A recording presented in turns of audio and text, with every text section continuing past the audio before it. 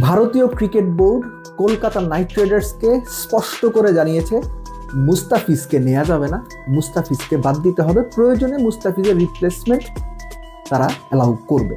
মুস্তাফিজের আইপিএল খেলা হচ্ছে না, কি কারণে আপনারা জানেন। তার আগে একটা প্রশ্ন, মূল আলোচনাতে যাবার আগে, ক্রিকেট ভদ্রলোকের খেলা, সত্যিকার অর্থে ক্রিকেট কি এখন আর ভদ্রলোকের খেলা আছে, নাকি এক শ্রেণীর বেনিয়া কিংবা ব্যবসায়ীদের হাতের পুতুল হয়ে গেছে? একই সঙ্গে ক্রিকেট হয়ে গেছে বিভিন্ন ধরনের আন্তর্জাতিক রাজনৈতিক ক্ষেত্রের নিজেদের প্রভাব দেখানোর এবং একই সঙ্গে রাজনৈতিক নোংরামির একটা প্ল্যাটফর্ম। অন্তত মুস্তাফিজকে আইপিএল থেকে সরানোর কিংবা কলকাতা নাইট রাইডার্সকে মুস্তাফিজের সঙ্গে টাই আপটা ছিন্ন করার যে নির্দেশনা ভারতীয় ক্রিকেট বোর্ড কলকাতা নাইট রাইডার্সকে দিয়েছে, সেটা থেকে আমার অন্তত তাই মনে হয়। ছি ছি, জাস্ট লজ্জা। মুস্তাফিজ বাংলাদেশের ক্রিকেটার, আমরা সবাই জানি যে 5ই অগাস্টের পর বাংলাদেশ ভারত দুই দেশের সম্পর্ক বেশ শীতল হয়েছে। সেটা রাজনৈতিক দিক, বিভিন্ন দল গোষ্ঠী সরকার মতামত এগুলো থাকবে, আছে, ঠিক আছে, সেটা একটা দিক। কিন্তু এই যে এত ঘটা করে মুস্তাফিজকে নেওয়া হলো কেন? মুস্তাফিজের সামর্থ্যের কারণে, মুস্তাফিজের পারফরমেন্সের কারণে।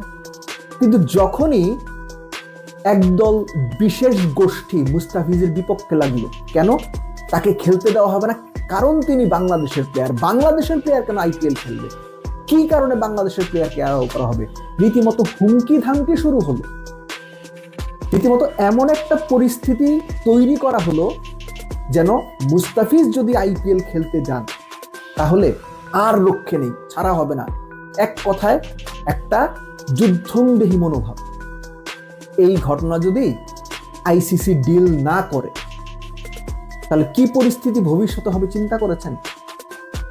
কোন একটা দেশে একজন ফ্র্যাঞ্চাইজি মালিক কিংবা একজন ফ্র্যাঞ্চাইজি কর্তৃপক্ষ একজন প্লেয়ারকে নেবে, সেই দেশের কিছু উগ্র সমর্থক বলে বসবে ওই প্লেয়ারকে আমরা চাই না, ওই প্লেয়ারকে আমরা দেখতে চাই না, ও অমুক দেশের প্লেয়ার নেওয়া যাবে না। নট নেসেসারি মুস্তাফিজ, যে কারো ক্ষেত্রে এটা হইতে পারে।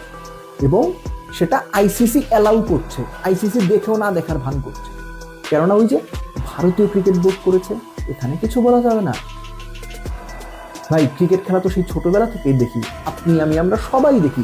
এরকম ঘটনা কখনো মনে করতে পারেন আপনি? এই ঘটনা খেলা হিসেবে ক্রিকেটের ওপর রীতিমতো কলঙ্কের কালি লেপতে দিল।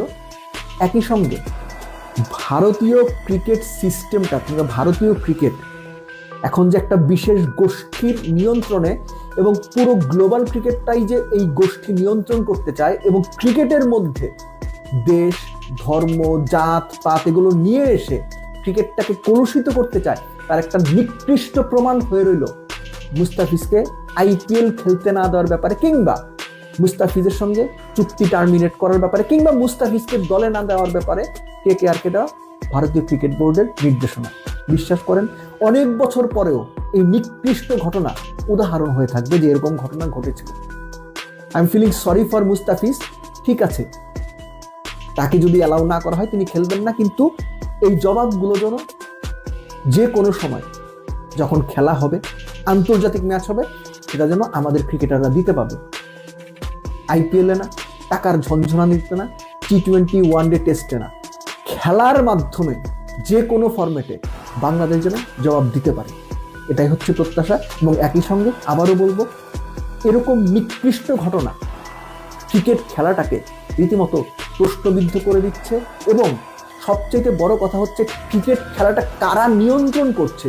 যারা ক্রিকেটকে ভালোবাসি আমরা বা ক্রিকেটটা পছন্দ করি, তাদের মনে প্রশ্ন তো এখন তৈরি হওয়ার সুযোগ হয়েছে যে অ্যাকচুয়ালি ক্রিকেট আর ভদ্রলোকের খেলা নেই, বরং ক্রিকেটের মধ্যে রাজনীতি ঢুকেছে। আগেও ছিল, এখন সেটা নোংরাভাবে ঢুকেছে এবং নিকৃষ্ট মানুষেরা ক্রিকেটটাকে গ্লোবালি নিয়ন্ত্রণ করছে।